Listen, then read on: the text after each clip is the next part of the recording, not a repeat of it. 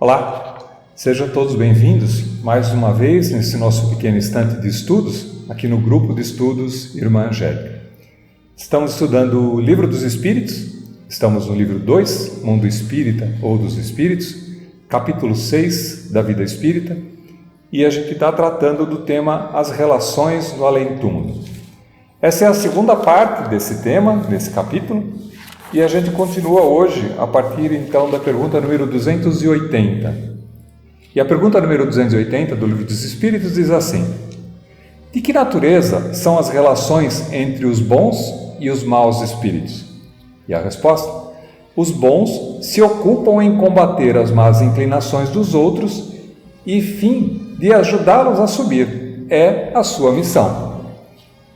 Percebe que ele é bastante sucinto, ele trata em especial da atuação dos bons, já que os maus necessariamente não têm um propósito ainda, né? Como a gente disse, a gente tratou já isso em várias ocasiões, a cada espírito cabe o grau de sabedoria, de adiantamento que ele alcançou com as existências anteriores. Então, ninguém é totalmente mal nem totalmente bom. O conceito de bom ou mal é sempre uma relatividade. A gente sempre olha isso de acordo com um ponto de vista. O que para a gente pode ser bom, diante de um espírito superior, mais evoluído do que a nossa posição, pode ainda assim parecer mal. Significa que não alcançou um dado grau de evolução ainda.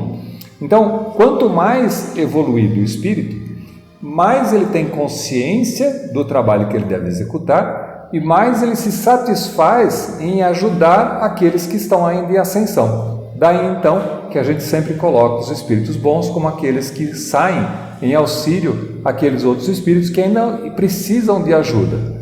Como numa escala de evolução, e como a gente disse, comparativamente à perfeição, todos somos necessitados e todos temos alguma coisa a dar. Então, sempre haverão espíritos mais evoluídos que nos ajudarão no processo da evolução, ou seja, nós precisamos e demandamos ajuda de espíritos mais evoluídos para que a gente possa receber as instruções necessárias para nos calçar nesse processo de evolução contínua, como também sempre teremos alguma coisa para dar.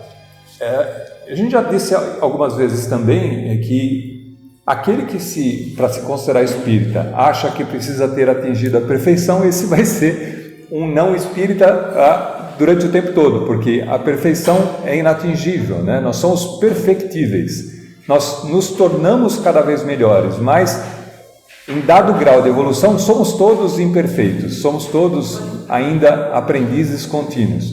Então, cada um de nós tem, dado o grau que alcançou até então, alguma coisa a dar, alguma coisa a ajudar. Quando a gente consegue entender esse processo e passamos então a auxiliar o próximo, aquele que está conosco, nós passamos a um caminho de não mais ser só dependentes, mas também passamos a ser servidores. Porque a gente sempre vai nessa escala de evolução depender de alguém para nos ajudar a subir, mas já temos alguma coisa adquirida e alcançada, de maneira que a gente possa contribuir, distribuir com os nossos próximos também. Ninguém é completamente sem nada a poder distribuir. Cada um de nós, dado o seu grau de evolução, já alcançou algumas coisas, algumas benesses. E mesmo nas posições dos homens, vamos dizer assim, bastante maus, ou considerando mal aqui o grau de imperfeição ainda, sempre existirão alguns deles que são um pouco menos maus, ou seja, melhores ou mais evoluídos, que de alguma maneira auxiliam aqueles que necessitam num processo de conhecimento, de se tornar cada vez melhor. Pergunta número 281. Por que os espíritos inferiores se comprazem em nos induzir ao mal? E a resposta? pelo despeito que lhes causa o não terem merecido estar entre os bons. O desejo que deles predomina é o de impedirem, quando possam, que os espíritos ainda inexperientes alcancem o supremo bem. Querem que os outros experimentem o que eles próprios experimentam. Isso se dá também entre vós outros. A questão aqui, de novo voltando, dado ao grau de imperfeição, os chamados aqui espíritos inferiores, de novo vale a gente reiterar essa posição. Só se é superior ou inferior dado um ponto de referência. Então, superioridade ou inferioridade é sempre em relação a alguma coisa. Então, aqueles espíritos inferiores que estão comentados aqui são aqueles que ainda não têm um grau de conhecimento ou um grau de intencionalidade em praticar o bem. Como crianças, e é bastante rico essa comparação, quando a gente compara com crianças, as crianças até uma determinada faixa etária, elas têm um mundo muito autocentrado, Elas acostumam e têm uma visão de comportamento muito voltada para si. Então elas têm uma função muito egoística. É sempre um mundo em relação a si. É o mundo que tem que lhe satisfazer as necessidades. À medida que a criança vai evoluindo e começa a ter contato com o mundo exterior, ela começa a aprender que ela precisa, de alguma maneira, trabalhar para poder obter certos benefícios. Então, é através da convivência com os amigos na escola, da convivência com as crianças na brincadeira, e que ela aprende que, se ela não compartilhar o brinquedo que ela tem, ela não vai conseguir com que o amiguinho também compartilhe o brinquedo que ele também tem. Então, a criança vai, aos poucos, no relacionamento social, aprendendo a abrir mão daquilo que deveria ser só para si, e aprende a, então, dar um pouco mais. E esse relacionamento social é uma coisa que ajudou a humanidade a evoluir até então. O homem, inicialmente, na sua forma mais primitiva, nos primeiros graus de evolução, tinha uma característica muito mais egoísta, tal como um espírito menos evoluído, no sentido de ter as suas necessidades e trabalhar e buscar a satisfação das suas necessidades. Quando o homem começa a aprender que a vida social facilitava e fazia com que as coisas se tornassem um pouco mais leves, exemplo, na hora de caçar sozinho era muito difícil. Se eu caço com 3, 4 amigos, é muito mais fácil de caçar, porque a gente podia cercar o animal para poder abater o animal, para poder obter comida para comer. Quando eu começo a entender que eu dependo do próximo para poder me beneficiar também, eu começo a entender que eu tenho que respeitar o próximo também. Então, aqueles amigos que eram aqueles que caçavam em conjunto, começam a desenvolver um processo de amizade e respeito mútuo e de fraternidade entre eles. À medida em que a humanidade foi evoluindo, nós passamos dessa característica mais tribal, ou daquele conjunto de indivíduos, para um conjunto um pouco maior, ou uma tribo, das tribos sociedades, das sociedades nações, e a gente tem um convívio hoje muito mais grandioso, vamos dizer assim, globalizado, ou até então, onde a gente tinha grandes guerras entre nações, porque eram nações contra nações, é muito mais comum você conseguir enxergar hoje, essas nações também cresceram, então a gente fala da Europa, a gente fala da América Latina, a gente fala da Ásia, a gente fala de grandes conglomerados de nações que trabalham em conjunto para poder se favorecer no comércio, para poder fazer trocas. Isso já demonstra que o nível de fraternidade cresceu. A facilidade da comunicação, a possibilidade da viagem para qualquer lugar do mundo que você vai através de avião, em poucas horas, você atravessa o mundo inteiro, fez com que a gente compartilhasse ou convivesse com pessoas que fossem muito diferentes. Isso fez com que também a nossa cabeça aprendesse a ter fraternidade, ou perceber que o nosso irmão lá no Iraque, quando sofre, se coloca no lugar dele. Através da empatia, você começa a imaginar o sofrimento daquelas pessoas e passa a fazer alguma coisa para ajudá-las também. Como quando aconteceu o grande terremoto no Haiti. Assim, todas as nações do mundo se reuniram para poder mandar pessoas lá para poder ajudar naquele momento. Isso demonstra claramente para os pessimistas, digamos assim, que são mais difíceis de conseguir enxergar, que a humanidade evoluiu, a humanidade cresceu, nós estamos melhores. O nosso planeta vem evoluindo, talvez não a passos tão largos como a gente gostaria de ser, mas ainda assim nós somos empurrados pela lei da evolução. Não dá para fugir da lei da evolução. Então a gente vai se tornar cada vez melhor indefinidamente, independente da vontade de alguns que estejam no meio do caminho. O que acontece é que à medida que o planeta evolui, a gente passa por processos de expurgo ou de preparação, onde para que o planeta possa alcançar uma nova plataforma, um novo patamar, onde o convívio seja mais harmonioso e o mal não seja tão absurdo, não tenha diferenças tão grandes, é necessário que alguns que ainda não alcançaram o nível de evolução necessário para a convivência num mundo mais fraterno, sejam retirados daqui e levados para uma outra oportunidade, para que eles possam lá continuar sua evolução, assim como a Terra passou nos seus primórdios também, nos seus princípios de evolução. Então está tudo ok, está tudo normal, tudo faz parte do momento.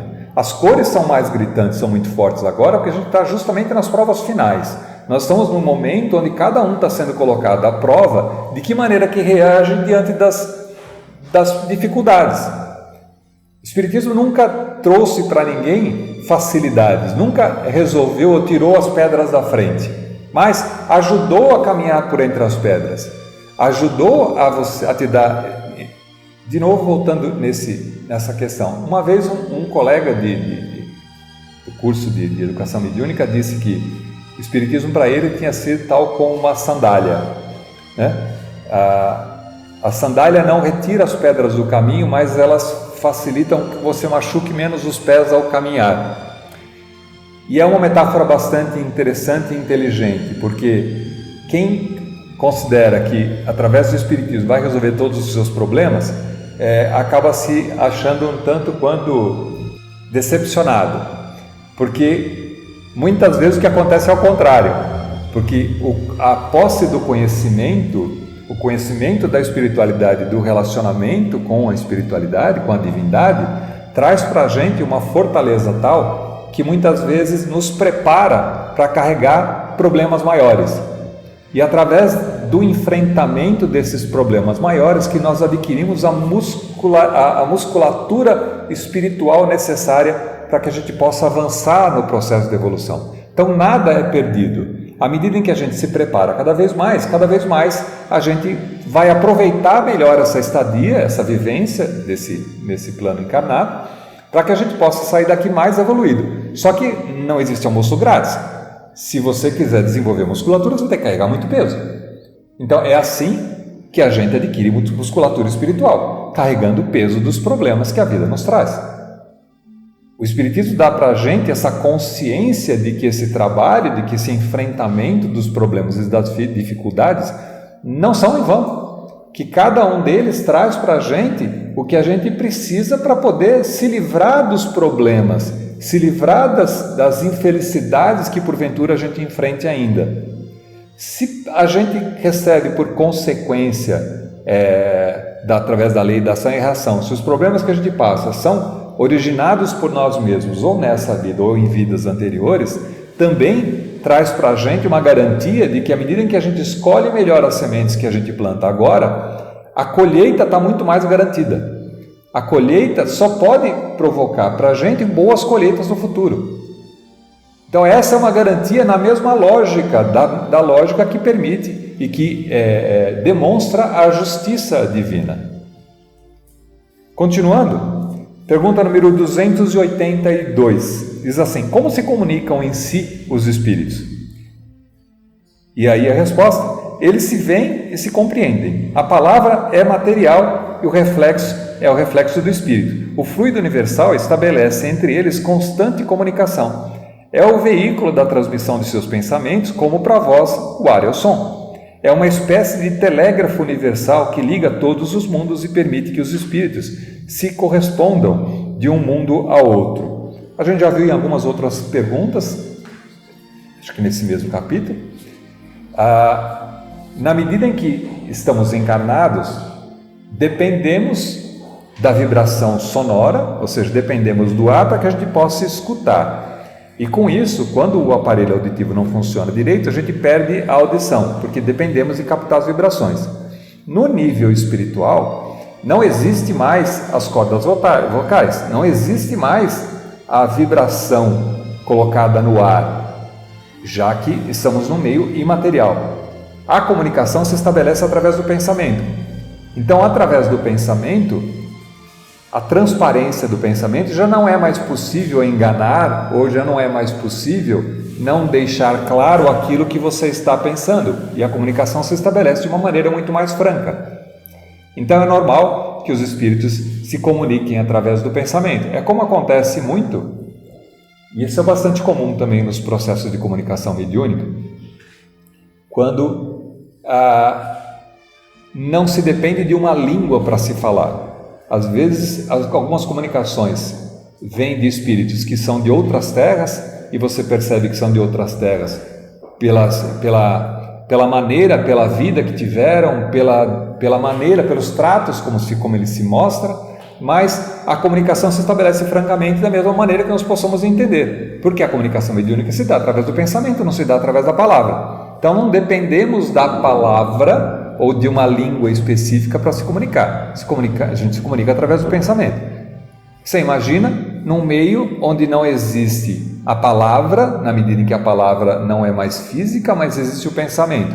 E aí o pensamento se estabelece comumente entre todos os seres errantes, como a gente já disse, né? Os errantes, a erraticidade, são aqueles que estão desencarnados, aqueles que não estão nesse momento encarnados. Pergunta 283.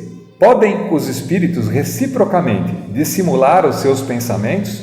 Podem ocultar-se uns dos outros? Vamos lá. É meio óbvia a resposta, mas não. Para os espíritos tudo é patente, sobretudo para os perfeitos.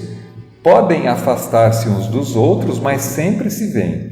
Isso, porém, não constitui regra absoluta, porquanto certos espíritos podem muito bem tornar-se invisíveis a outros espíritos se julgarem útil fazê-lo. A gente também já discutiu em outros capítulos, em outras questões, que a ascendência do nível de evolução do espírito permite com que seres mais elevados possam ou não se manifestar para espíritos menos evoluídos. Isso porque cada um de nós vibra numa certa frequência, numa certa sutilidade de frequência, dado ao seu grau de adiantamento. Espíritos menos evoluídos têm por característica uma vibração mais grosseira, mais material e menos sutileza, menos capacidade de enxergar ou de captar certas frequências mais elevadas. Dessa maneira, um espírito mais evoluído, manifestando-se numa essência, numa vibração mais elevada, pode passar despercebido para outros espíritos menos evoluídos que, por uma questão do trabalho que está sendo executado, não se é interessante se manifestar. Mas, por outro lado, aqueles que são mais evoluídos também conseguem se manifestar de uma maneira mais densa, baixando o seu nível de vibração, para que sejam notados por aqueles a quem estão acolhendo, aqueles em que estão trabalhando. Como a gente falou, o relacionamento entre os espíritos se estabelece na medida em que os seres mais evoluídos passam a ajudar os espíritos menos evoluídos. Essa manifestação do mais evoluído no menos evoluído se dá com uma baixa da frequência vibracional para que ele possa ser notado, para que ele possa ser percebido. Nesse sentido, então, é que o Livro dos Espíritos coloca essa questão. Pergunta número 284. Como podem os espíritos, não tendo corpo, comprovar suas individualidades e distinguir-se dos outros seres espirituais que os rodeiam? E a resposta? Comprovam as suas individualidades pelo perispírito, que os torna distinguíveis uns dos outros, como faz o corpo entre os homens. E você percebe a coerência na evolução das questões em cada tópico, o que torna a doutrina tão rica, tão completa, tão perfeita sob o ponto de vista, e o que a torna uma doutrina, né? Porque ela só é doutrina porque é um conjunto de conhecimentos, de ciências que se complementam. Nessa questão, então, a individualidade ela é mantida.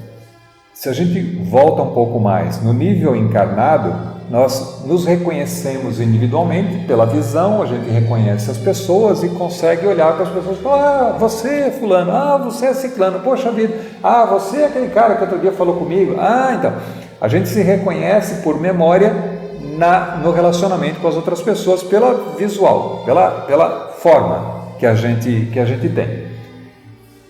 Quando a gente desencarna, a gente deixa o nosso corpo físico, material aqui.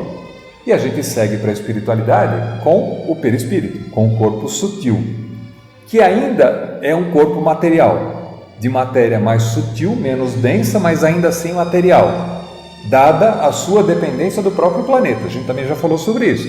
Um espírito só consegue caminhar de um planeta a outro se ele deixar para trás o seu perispírito e formar um outro perispírito para se manifestar no outro planeta. Seres mais evoluídos, os chamados aqui no Livro dos Espíritos como seres perfeitos, e a gente também já falou que a perfeição também é uma questão de relatividade, porque se existisse um espírito perfeito, ele estaria equiparado a Deus, e nesse ponto de vista de relatividade ele nunca vai ser Deus, porque ele é criatura, ele não é o Criador. Se ele se tornasse o Criador, ele deixaria de ter a sua essência, mas relativamente ele adquiriu um grau de perfeição. Espíritos mais evoluídos não dependem mais de um corpo perispiritual para se manifestar. Então, significa que eles não dependem mais de uma forma física. A sua manifestação ou a sua caracterização se dá pelo pensamento, se dá pela vibração que se estabelece. Num dado grau de evolução, enquanto ainda estamos nessa dependência entre encarnar e desencarnar, encarnar novamente, desencarnar novamente, encarnar novamente, estamos adquirindo a cada jornada dessa, tanto aqui na materialidade com o corpo físico, quanto na erraticidade com o corpo perispiritual, ainda um formato, ainda uma forma. A diferença é que na erraticidade, espíritos mais evoluídos conseguem se manifestar com uma caracterização que ele deseja.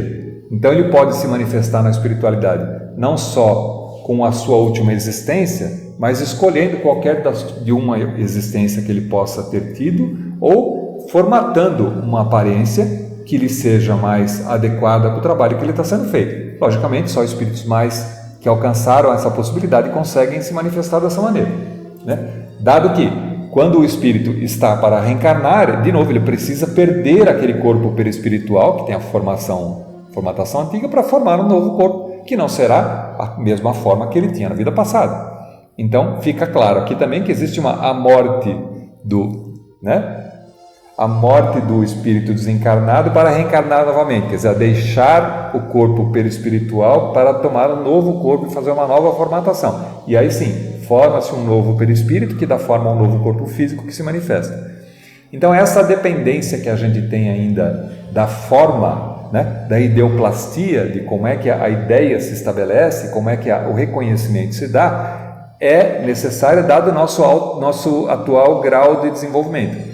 E estaremos ainda nesse processo enquanto a gente ainda depender dessa localização. Você imagina o grau de confusão que um espírito teria se ele, além de já o grau de confusão que dá, quando ele se reconhece vivo estando morto. Quer dizer, ele acabou de morrer, ele se reconhece vivo. Isso já deve ser uma confusão absurda.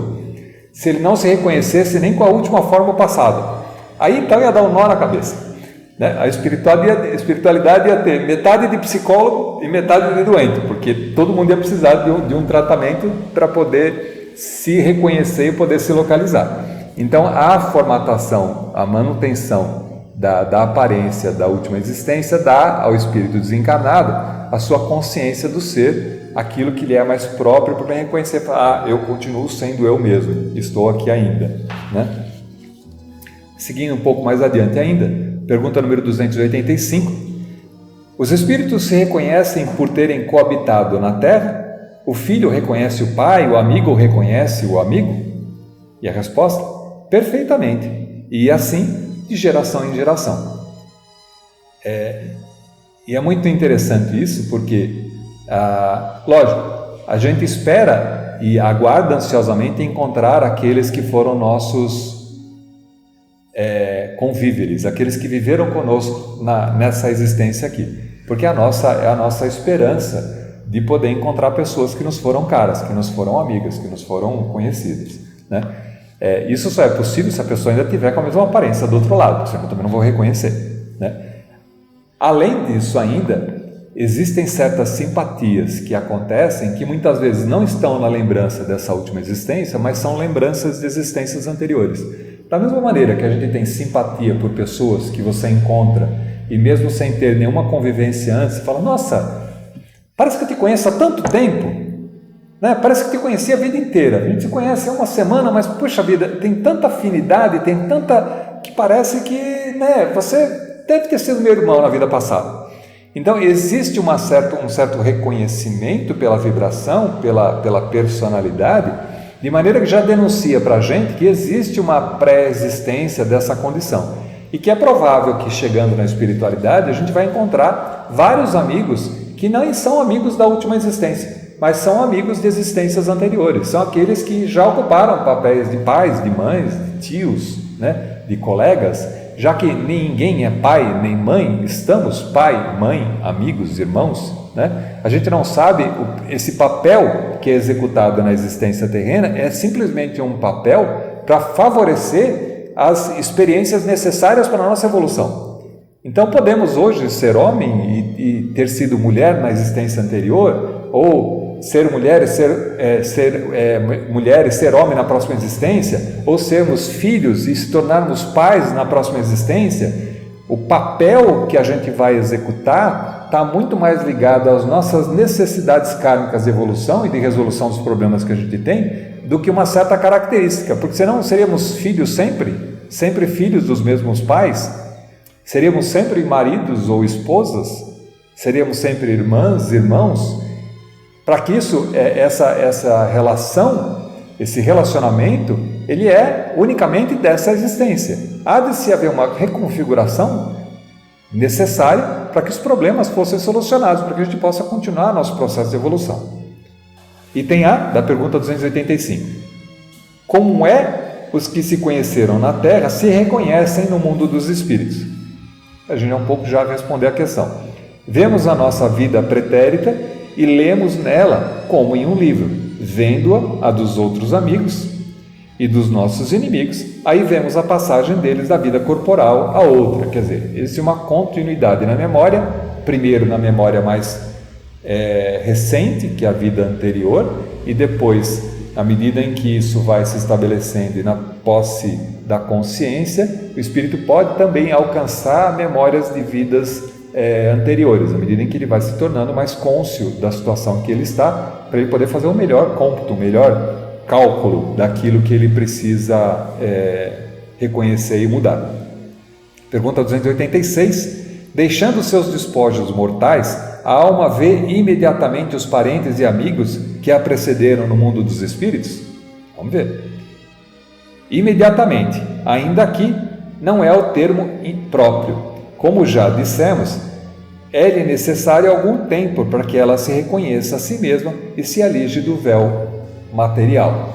Ou seja, a gente também já conversou sobre isso num outro capítulo do Livro dos Espíritos, a confusão mental que acontece no processo da migração do mundo encarnado para o mundo desencarnado depende muito da consciência que o espírito tem, tanto da consciência que ele tem dessa continuidade, como da consciência do processo pelo qual está passando.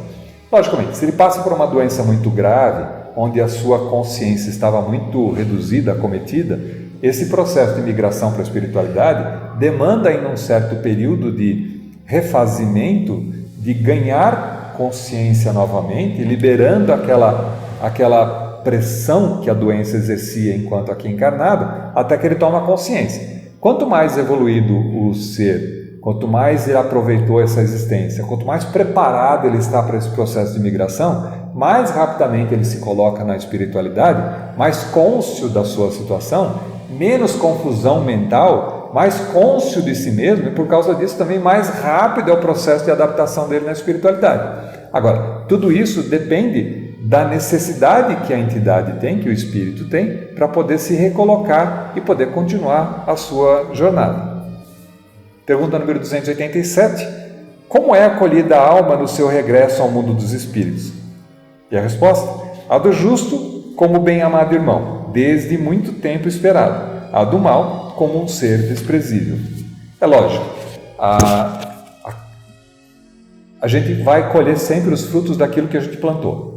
Se nessa existência nós nos esforçamos por resolver os nossos problemas, por eliminar inimizades, por gerar benefício às outras pessoas, é muito mais fácil de a gente no desencarne encontrar muitos amigos que nos precederam e por causa disso ser então muito bem reconhecido do outro lado. Agora, se a gente gasta essa existência para fazer inimizades, para conquistar coisas materiais em detrimento da felicidade das outras pessoas, subjugando outras pessoas, maltratando outras pessoas, considerando que essa vida é a única oportunidade que a gente tem e que eu vou então fazer todo o possível para ter o melhor benefício que eu possa ter aqui, independente de quem eu machuque, é fatal que quando eu chegue na espiritualidade eu encontre pessoas que também estariam lá me esperando, justamente por não estarem muito contentes, por terem sido prejudicadas na última existência e dependendo do nível de evolução que elas tenham, se elas forem espíritos que conseguiram, apesar disso, galgar um conhecimento e uma evolução, podem não agredir ou não acolher mal aqueles que conviveram, mesmo que fizeram mal na vida passada. Mas, se ela não alcançou esse grau de consciência ainda, sim, ela pode estar esperando do outro lado para falar, agora a gente vai continuar a nossa conversa, Você me prejudicou lá, agora vamos ver, que agora aqui eu estou mais acostumado aqui, você está acabando de chegar, agora você vai comer miudinho na minha mão. Então a gente vê os tipos, os tamanhos dos problemas que podem acontecer nesse processo da migração. Não é garantido a nenhum a continuidade de uma maneira feliz na espiritualidade. Tudo, a justiça divina, garante para a gente que o processo seja justo, ou seja, na medida em que a gente pode, a gente vai alcançando benefícios por conta do nosso esforço. Bom, a gente fica por aqui, o nosso tempo se vai, a gente continua então na próxima sessão com mais um tema do Livro dos Espíritos. Então a gente encerra hoje aqui, embora faltem 3 questões, não vai dar tempo de a gente tratar hoje, as relações no além-túmulo do capítulo 6 da Vida Espírita, no livro 2, Mundo Espírita ou dos Espíritos, no Livro dos Espíritos. Até lá!